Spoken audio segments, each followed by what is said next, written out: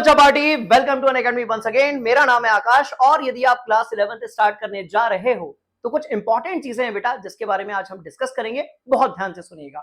सारी चीजें इसमें मैं कवर करने वाला हूं कि भाई आपका जो सिलेबस है उसमें क्या चेंजेस है, आपके स्टडी मटेरियल क्या होने चाहिए और आपको कौन सी ऐसी चीजें हैं जिसके लिए थोड़ा सा मेंटली आपको प्रिपेयर होना पड़ेगा।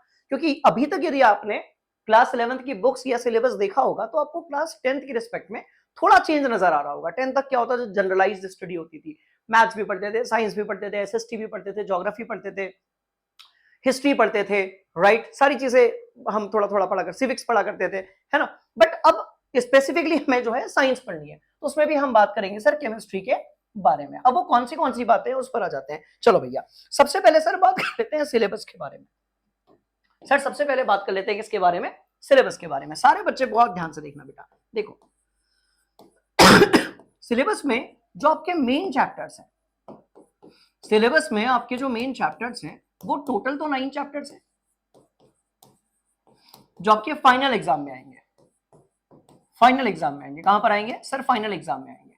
बात समझ में आ रही है। पर 2 एडिशनल चैप्टर भी बच्चों इस बार ऐड हुआ है, जो कि कुछ दिन पहले ही ये वाला अपडेट आया है। तो 2 एडिशनल चैप्टर आपके जो है प्लस 2 चैप्टर्स आपके जो है वो एडिशनल है। क्या बात समझ में आ रही है। 2 चैप्टर्स इसमें जो है वो एडिशनल है, आपको वेबसाइट पर मिल जाएंगे। एक स्टेट्स ऑफ मैटर है और शायद दूसरा वाला जो चैप्टर है वो है हमारा एस ब्लॉक एलिमेंट है ना। ऐसे 2 चैप्टर हमारे जो हैं वो ऐड हुए हैं, बट ये फाइनल में नहीं आएंगे। ये साल भर आपका जो भी प्रोजेक्ट होगा, जो भी आपके प्रैक्टिकल्स होंगे, राइट, प्रैक्टिकल्स के साथ साथ आपके जो भी ये यूनिट टेस्ट होंगे वहां पर टीचर आपको दे सकते हैं। तो ये पढ़ना तो है पर ये फाइनल में नहीं आएगा, ठीक है। तो ये थोड़ा सा अपडेट है, ये आपको पता होना चाहिए। इसके बाद स्टडी मटेरियल पे आते हैं, बहुत जल्दी खत्म कर देंगे इसको हम लोग, ठीक है। चलो इसके बाद बच्चों हम थोड़ी सी बात कर लेते हैं स्टडी मटेरियल के बारे में। सबसे इंपॉर्टेंट पार्ट है देखो अब क्या होता है बेटा कि जब हम 11th 12th में जैसे साइंस हम लेते हैं ना, या हम कोई भी स्ट्रीम लेते हैं, सिर्फ साइंस की बात नहीं हो रही है, तो हम साथ साथ में कोई कॉम्पिटिटिव एग्जाम की भी तैयारी कर रहे होते हैं। बिल्कुल सही बात है सर।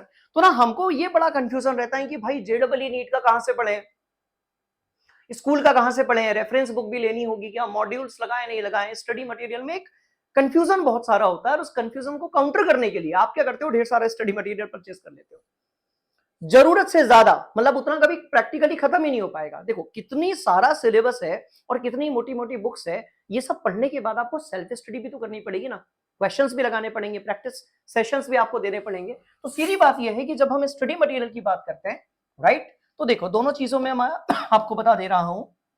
यदि आप सिर्फ ओनली 11th वाले हैं, ठीक है बच्चों, तो आप एक तो एनसीईआरटी मस्ट है और दूसरे नंबर पे कोई भी एक रेफरेंस बुक जो आपके स्कूल वाले बोले, क्योंकि बेटा 11th क्लास का जो पेपर है वो आपके जो स्कूल के फैकल्टीज हैं वो बनाएंगे। क्या बात समझ में आ गई, यस ठीक है। तो 11th वाले में आपके स्कूल के फैकल्टी जो भी रेफरेंस बुक बोले आप उसको यूज कर सकते हैं। पर यदि आपका 11th के साथ जेडबलई है, स्लैश नीट है, या फिर आप कह लो सीयूईटी है, तो then you have to follow the modules. But NCERT still ये नंबर 1 पे ही रहेगी। केमिस्ट्री की एनसीईआरटी बुक केमिस्ट्री को समझने के लिए, क्वेश्चंस की वैरायटी देखने के लिए बहुत बढ़िया बुक है और बड़े अच्छे टॉपिक्स बड़े बढ़िया तरीके से उसमें गिवन है, ठीक है। तो एक तो एनसीईआरटी बुक हो गई, दूसरी बेटा आपके मॉड्यूल्स हो जाएंगे। उसके बाद जो भी फैकल्टीज आपको पढ़ा रहे हैं वो जो भी सजेस्ट करेंगे वो आपको पढ़ना रहेगा। ये नहीं कि सर हमने फिजिकल की अलग बुक अरेंज कर ली, ऑर्गेनिक की अलग कर ली, इनऑर्गेनिक की अलग कर ली। मैं कह रहा हूं अरेंज कर लोगे, पढ़ोगे कब, इतना टाइम थोड़ी है अपने पास में, राइट। चलो और तीसरी बात जो कि सबसे इंपॉर्टेंट है, and that is what mindset. This is the most important part. भाई इस पर ध्यान देना ही देना है। सबसे इंपॉर्टेंट बात विच इज व्हाट माइंडसेट। जैसे ही आप 10th क्लास 11th क्लास में आओगे, स्टार्टिंग में आपको यही समझ में नहीं आएगा कि क्या पढ़ना है क्या नहीं पढ़ना है।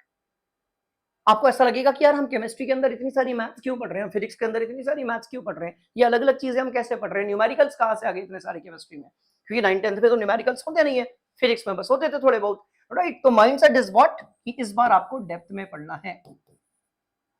सिलेबस जो है वो आपका जो सिलेबस है वो ऊपर ऊपर वाला नहीं है बेटा, वो डेप्थ वाला है, बिल्कुल डेप्थ वाला सिलेबस है।